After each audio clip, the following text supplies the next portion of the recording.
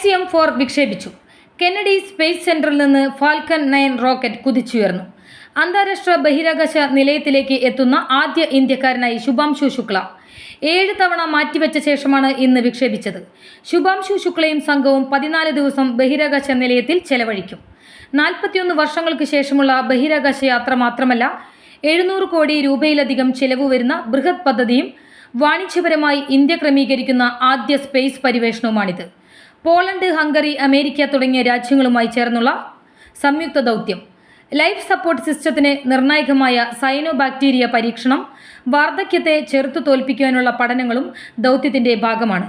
യാത്രയുടെ commander അനുഭവസമ്പന്നയായ Peggy വിറ്റ്സനാണ്. ഭൂമിയുടെ ഭ്രമണപഥമായ ലിയോയിൽ ശുഭാംശു ശുക്ലയും സംഘവും വ്യാഴാഴ്ച വൈകിട്ട് 4:30യോടെയാണ് എത്തുക. ഭ്രമണപഥത്തിൽ എത്തിക്കഴിഞ്ഞാൽ പേടകം ബഹിരാകാശ നിലയവുമായി ബന്ധിപ്പിക്കും.